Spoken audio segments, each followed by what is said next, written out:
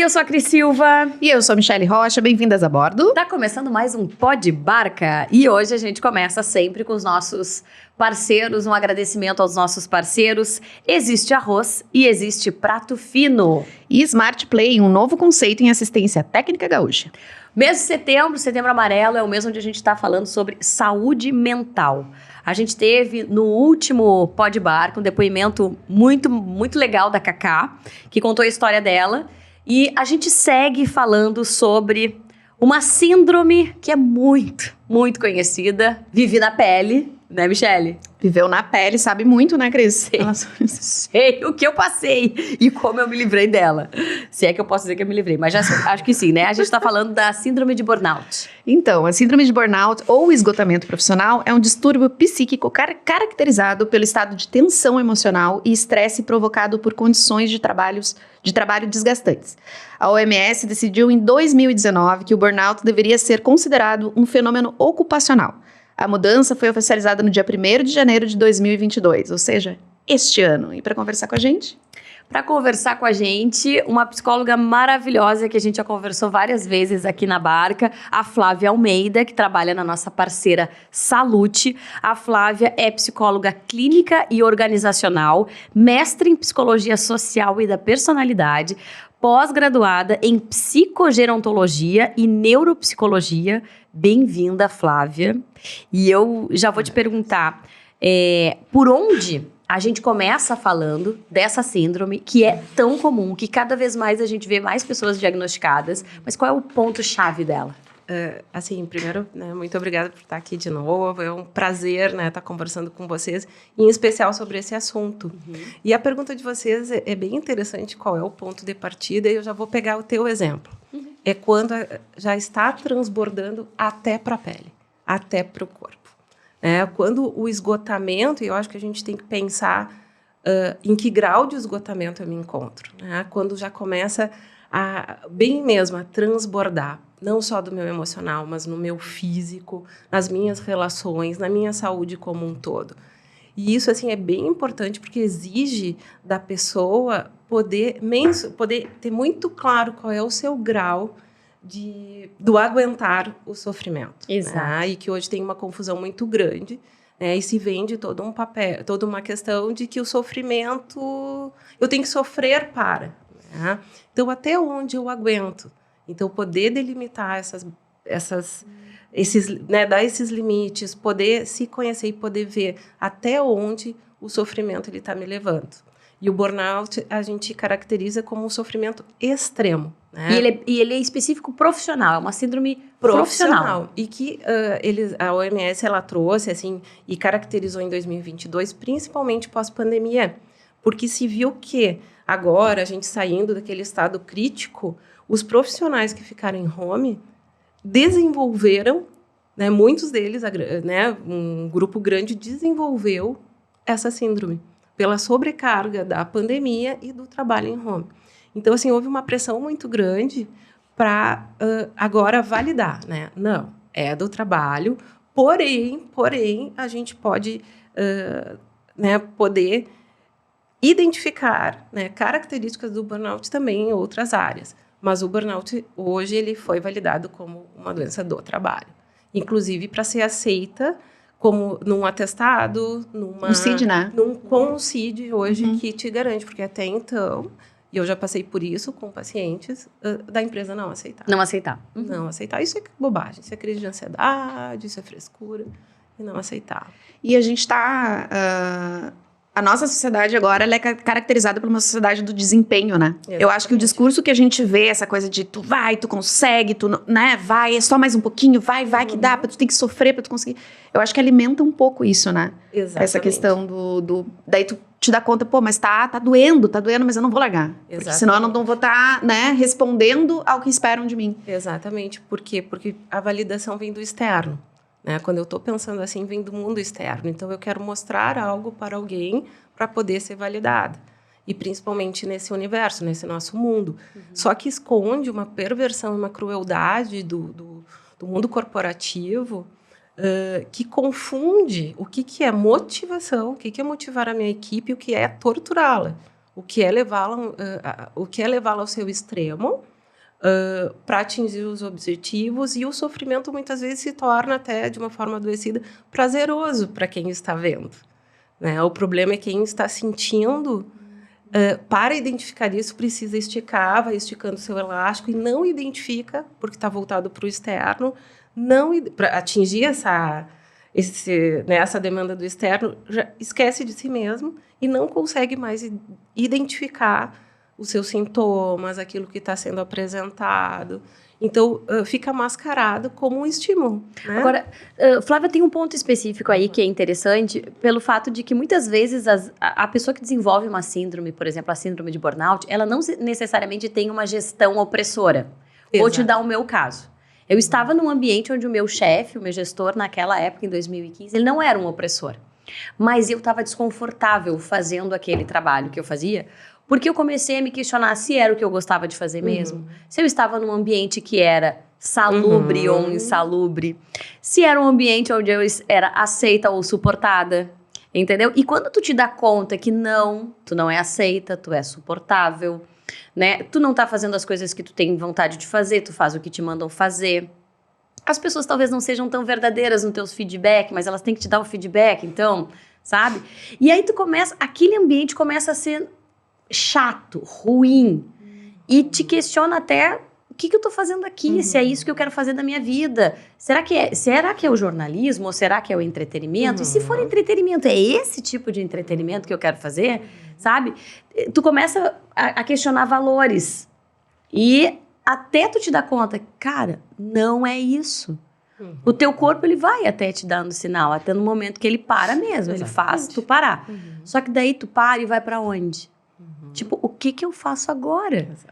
Eu era um ponto de interrogação sem saber por onde começar, né? E aí eu explodi, tive crise de pânico, tive 31 de dezembro de 2015, e eu fui pro hospital, e depois eu fui atrás de uma psiquiatra para tentar, né? E diferente da Michelle, eu não quis tomar medicamento, eu quis saber o que aconteceu comigo, né? E aí a gente foi tratar até chegamos aí ao esgotamento profissional. E aí é uma virada de chave que realmente tem que mudar muito.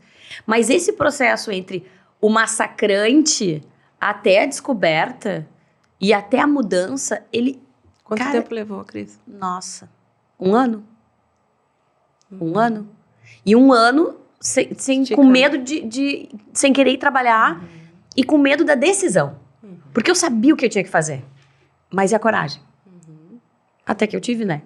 Coragem pra mim, cara, eu vou embora. E é louco, sim, porque aí tem o sonho das outras pessoas, né? Exatamente. Tipo, mas a Cris tá na RBS. Não, e tem conta pra pagar no final, né? No final do mês, como é que tu vai sair? É muito louco isso, assim, porque tem todo eu tive no mesmo ano que a Cris, na mesma empresa que a Cris. Só que eu via muito assim, como é que tá todo mundo feliz aqui e eu não tô? Parecia que eu tinha a obrigação de estar feliz ali. Exato. E eu não tava. E olha que maluco, não tem problema nenhum de falar sobre isso. Na época eu tava fazendo televisão também e eu fazia um programa de entretenimento que era uma mistura, tá? Sim, e que era uma mistura da Rodaica. Então tinha editoria que ela gostava de fazer e que tá tudo certo, entendeu? Era o sonho dela fazer aquilo. E eu tava meio que, não quero usar essa palavra, mas eu tava meio que agregada ali. Só que não era as coisas que eu gostava de fazer. Não tinha sentido e significado pra ti. Não tinha sentido e significado pra mim, entendeu?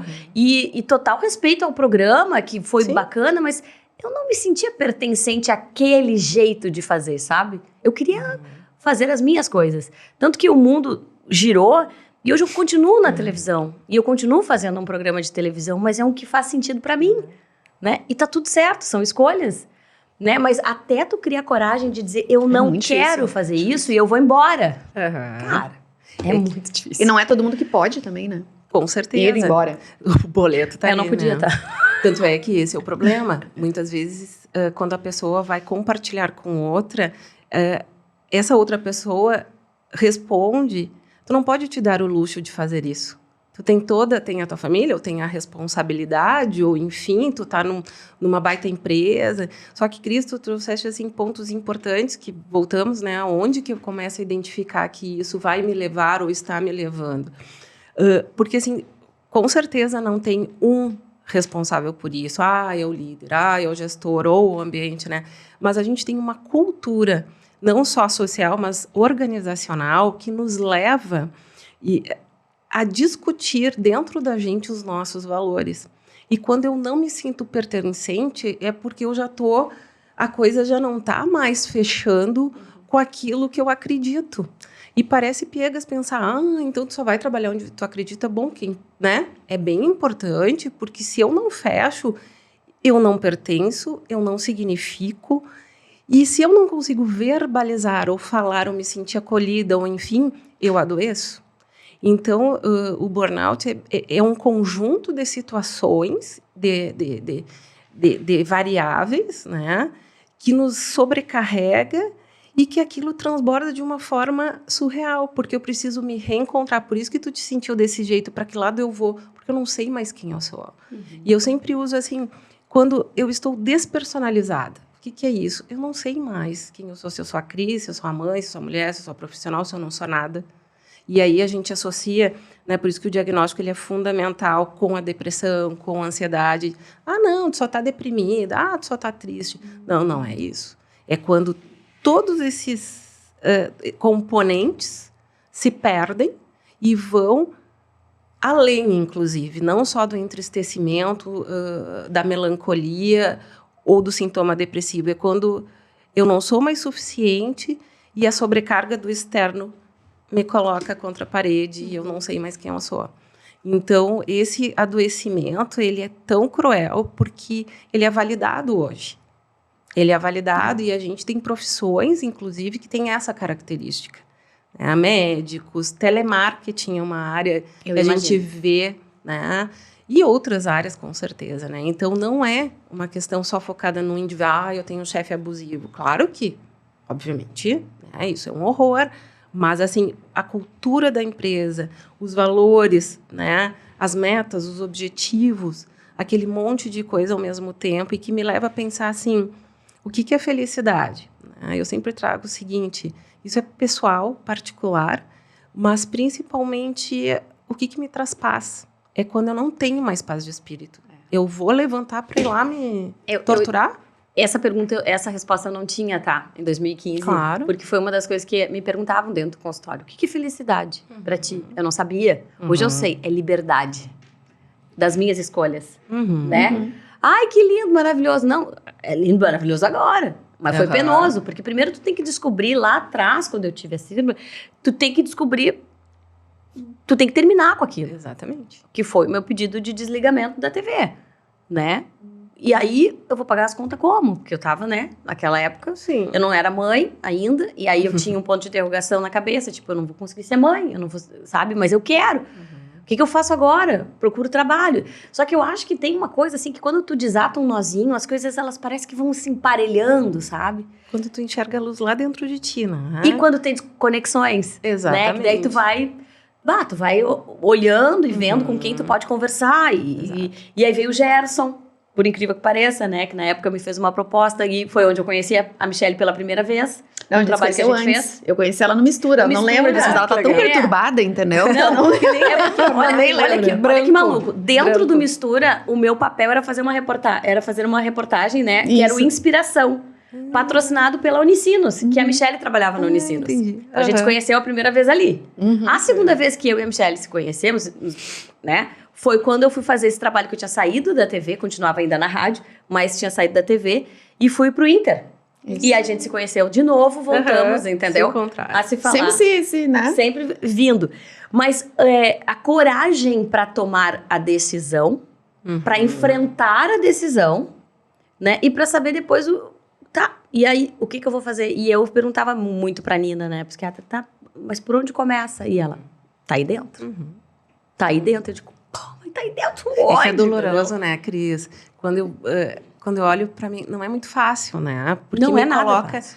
Como eu fiquei tanto tempo, como é que eu não enxerguei isso antes? Então, tem muitos sentimentos, tem muitas coisas envolvidas. Por isso que, muitas vezes, as pessoas continuam até o resto da vida. Eu tenho uma situação, né, de uma pessoa idosa, que ela me disse assim, eu faço terapia agora, perto dos 100 anos, porque eu não quero viver o que eu vivi. Eu não quero passar o que eu passei. Eu não quero morrer com essa sobrecarga. Então, tu vê que triste, né? Tu esperar quase 100 anos para entender que tu sofreu, né? Uma série de situações.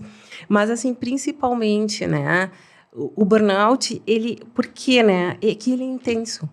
Por exemplo, a depressão, eu sempre digo que ela é sorrateira. Por quê?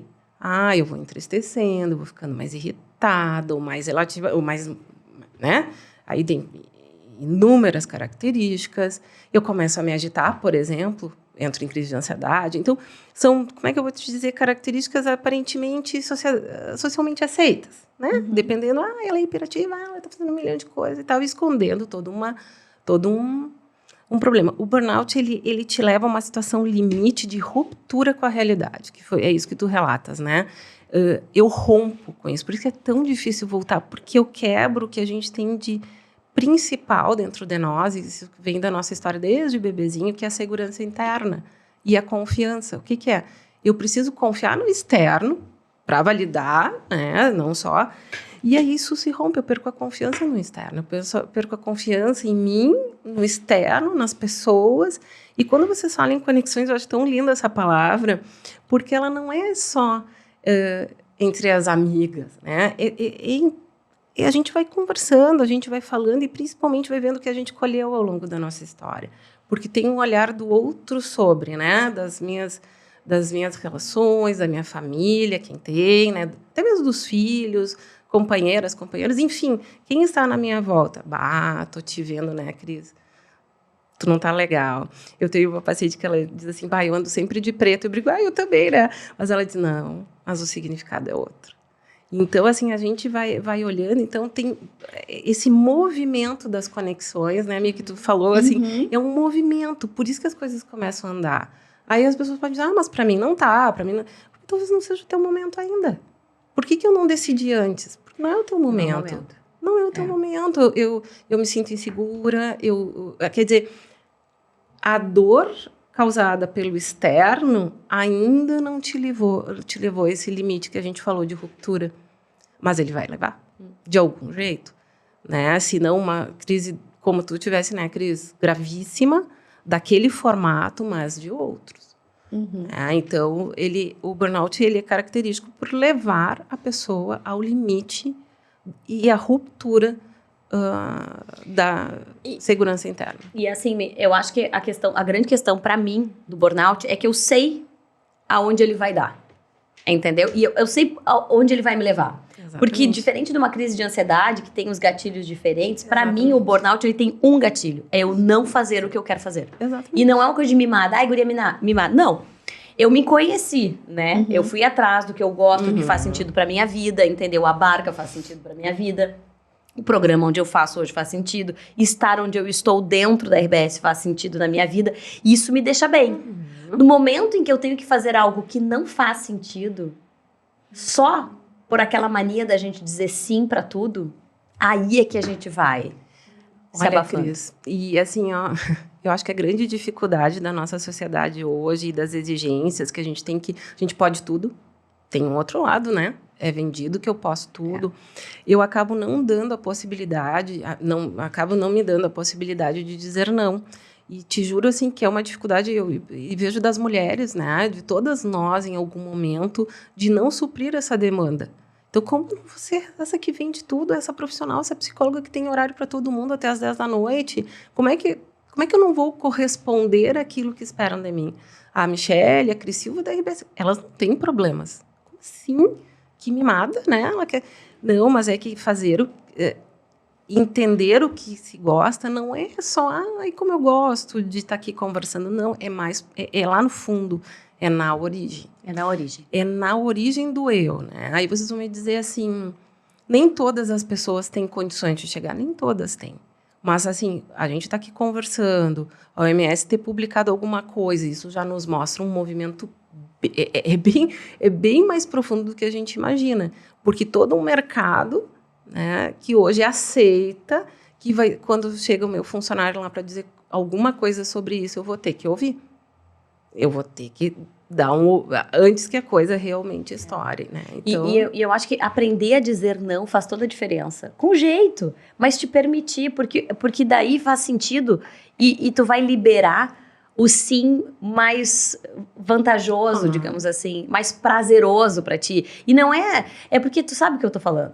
Eu vou te dizer assim, isso aconteceu de fato. Pediram pra eu ler e fazer uma orelha de livro ali, né, pra fazer uma escrita. Eu não tinha tempo. Se fosse a Cris lá do passado, a Cris ia socar um tempo pra ler. Ela ia ler de madrugada, entendeu? Cara, me desculpa, mas eu não vou conseguir, porque eu não vou ser a melhor pessoa nesse momento pra fazer essa tarefa. Nem pra ti, nem pra mim. Isso tu conseguir dizer, mas com ternura, com verdade. Exatamente. Isso é tão maravilhoso. Libertador, como tu disse no início. Porque daí vai chegar outra tarefa que tu... Cara, mas isso dá pra fazer mais adiante, entendeu? Saber dizer não salva, amiga. E isso, nesse momento que eu liguei essa chavezinha... Mas a gente teve um papo esses dias sobre isso. Que a gente conversando sobre uma proposta de um evento e tal, e papapá, e a gente... Faz sentido a gente fazer isso agora? As duas juntas? Não faz sentido, entendeu? A gente fazer isso agora. Tu não acha que daqui a pouco a gente pode dizer sim pra mesma pessoa quando fizer sentido pra gente? É isso.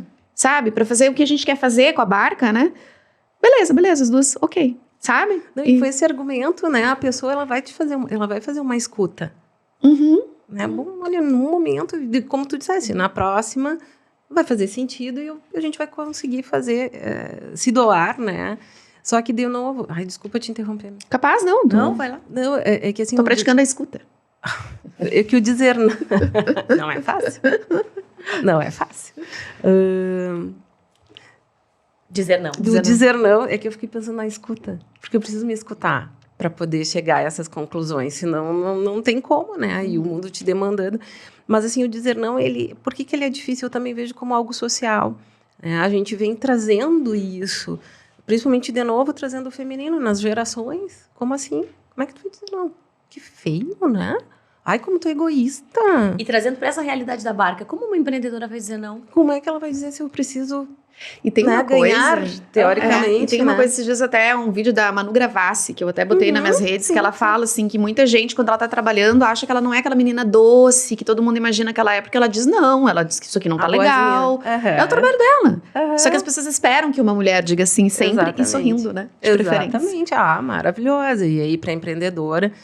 Dependendo das fases, ou dependendo não, né, do início, do meio, ou o andamento das coisas, eu acredito que quando tu lidera um projeto, isso vem junto, acoplado, né? Então, eu tenho que ter sucesso. Como eu vou entrar na barca com a Cris, com a Mi, como é que eu vou entrar ali nesse grupo de quase 100 mulheres, né, ou mais agora já, e não vou ter sucesso. Então, depende muito da maturidade com que eu vou empreender, como eu vou fazer.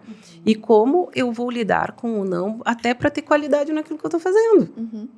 Então, assim, eu vejo, né, gurias, que o principal é o autoconhecimento, é estar atenta, é praticar a escuta, que não é muito fácil, mas como vocês têm todo esse trabalho, eu acredito que vai ajudar muitas mulheres a entenderem quando dizer não, um momento, e não é só dizer não, assim, de forma como tu dissesse, né, não e pronto, não é isso. Não. Né, eu poder qualificar esse não e entender que não é egoísmo aquele que a gente foi ensinada, né, é uma forma de eu preservar o eu, né? Exatamente. O sujeito, assim, de que romper essas barreiras, tu disseste uma coisa que a gente vem conversando, não é agora, porque não é momentâneo, é uma construção, o adoecimento, ele é construído.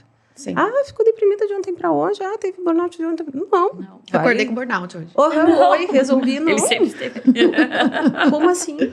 E olha, isso pode vir lá de trás, né? Então, eu quero aproveitar que esse papo tá super bom para fazer o merchan da nossa grande parceira Via Certa Banking. Enquanto a Flávia toma uma aguinha aí, a gente vai falar dessa dica, tá? Da Via Certa Banking, que para fazer a diferença, né? E saber dizer não para algumas coisas, E né? saber dizer não para algumas coisas. Então, vamos lá. Evitar os gastos supérfluos. Vamos dizer não. Cortar os gastos tem muito mais relação com os seus custos fixos mensais. Sabe aquele hábito de comprar um docinho aqui, um salgadinho ali? Pois então, eles prejudicam o total do orçamento. Procure controlar esses pequenos consumos que parecem não dar em nada, mas que de repente você vai gastar 100 ou até mais no final do mês. Evitar compras por Impulso é fundamental para reduzir despesas e, inclusive, para começar a juntar uma grana para reserva. Dica da Via Certa Banking. Para fazer a diferença na sua vida financeira. É verdade. É o sim por impulso aquele, né? Que a gente não pode falar. Só mais uma coisinha aqui, né? Para compensar alguma coisa. Para compensar alguma coisa. E a gente vamos fazer conexões, porque a Flávia adora essa palavra, então já vamos emendar aqui, né? Com a nossa parceira, Claro, a gente tem um quadro da Claro que a gente traz para valorizar as conexões. E aí tu trouxesse ali que a gente tem que dividir, né? Quando a gente tá com algum problema, para quem dividir as relações de trabalho. Eu tive uma experiência que eu fui dividir com a pessoa errada, que eu estava mal. Mas né? conta que isso é bom. Eu ouvi assim, olha, eu tô passando por isso e tal, papapá. Olha, eu entendo o que tu tá passando, mas eu vou te pedir pra sofrer no final de semana. Ou que tu vá no estacionamento pra chorar. Porque eu tenho que cumprir minha meta. Né? Assim. Eu tenho que cumprir minha meta. Aí a pessoa que já tava lá toda se tremendo e chorando, tu imagina como é que eu não fiquei, né? Aí no outro dia eu não consegui voltar pra empresa. Enfim. Não acredito, Michele, que tu não conseguiu. Não consegui, amiga. Não fui da sociedade do desempenho nesse momento. Desculpa, amiga. Muito fraca. Fui beber mimimi pra mim, né? Uhum.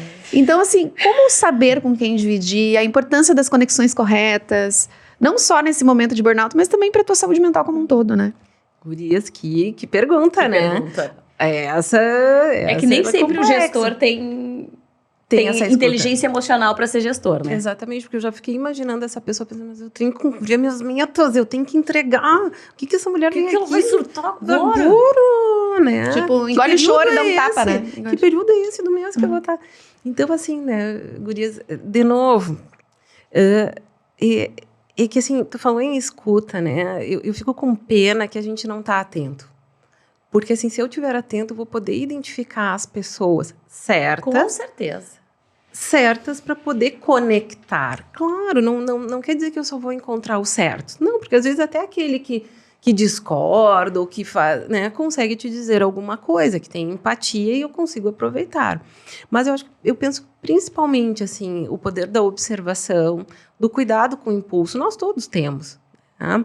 Mas, claro, dentro de um processo em que eu vou adoecendo, isso fica mais complicado, fica mais difícil. Por isso que eu sempre vou defender a rede também externa, dentro do trabalho, mas principalmente entendendo que as minhas relações, elas são de trabalho. Que na hora que alguém vai conversar comigo, ela vai conversar, e principalmente, como no teu caso, numa linguagem de trabalho. Ela pode ter empatia, ok, tô entendendo o que tu tá sentindo, mas a gente tem metas para cumprir, então vai pro estacionamento. Agora, então, estimular... Desculpa. É que é surreal, né? É surreal. Que é que daí tem chefe, chefinho, né? Líder é outra coisa. Não, e aí, assim, né? Pensar que um humano faz isso com outro humano, né? Bem, mas voltando, né?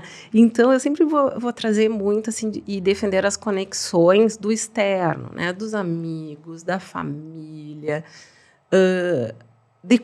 de como eu estimulo isso, seja na fé ou sem fé, enfim. Mas procurar também, na minha volta...